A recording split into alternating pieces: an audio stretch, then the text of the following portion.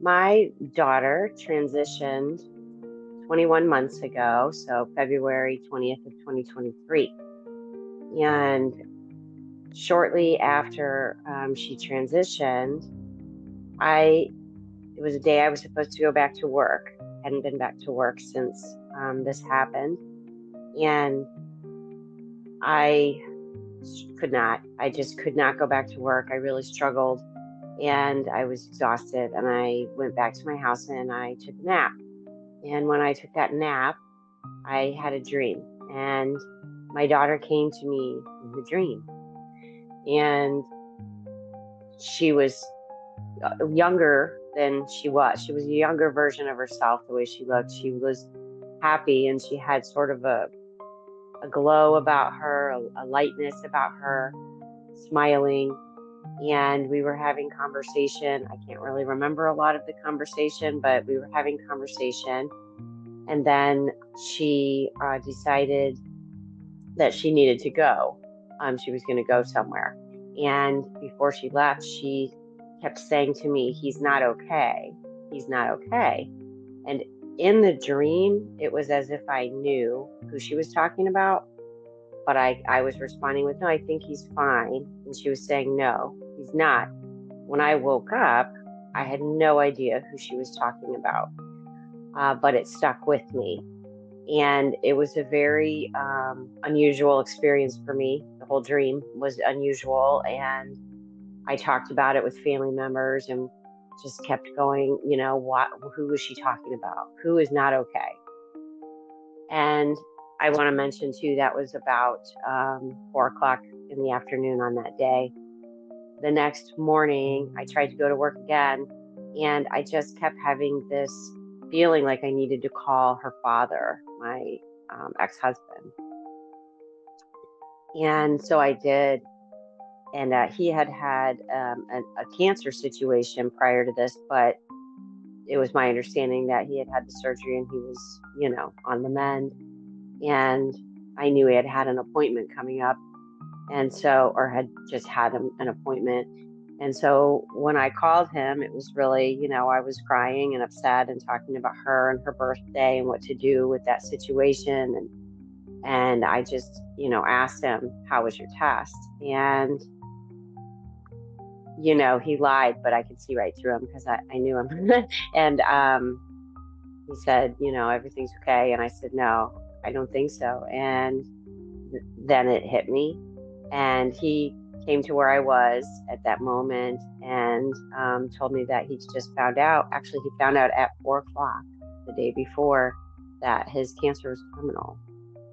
And then I knew exactly that she was trying to let me know.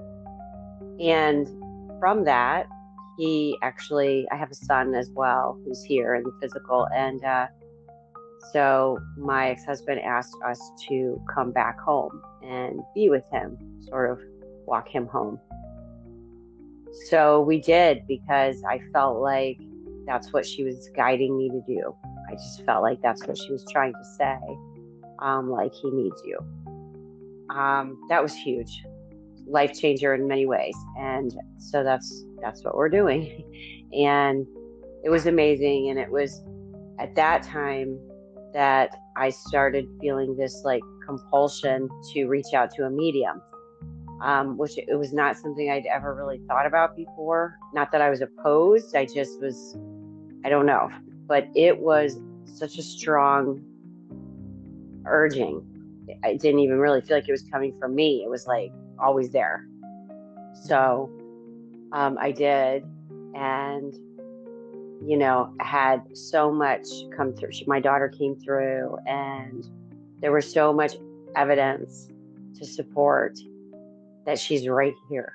I mean, just everything, and then I knew, you know, but I think we tend to doubt, or I needed so much reassurance. So I still kind of, I started to see things like heart clouds all the time, heart shaped clouds. And I'd be like, "Is that just random?" I kind of try to talk myself out of it. But I've learned in the last 21 months, to believe it. Just trust it. When you feel it, that's exactly what it is, because that's why you feel it. So I get signs all the time.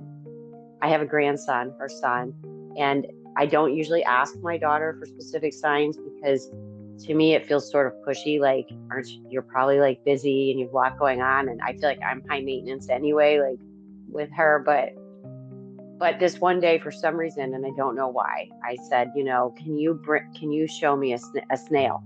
I want a snail sign. I was just feeling, like, give me something. And the next day I was on the phone with my grandson, who lives in a different state. And all of a sudden, out of the blue, he said, guess what I am, Granberry? He calls me Granberry. I'm a snail.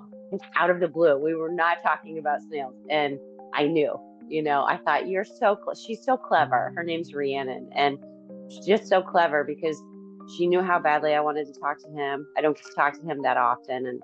And then on top of it, the snail. So it's a beautiful, it's really what has kept me going. It's the only thing that's kept me going, is that connection with her.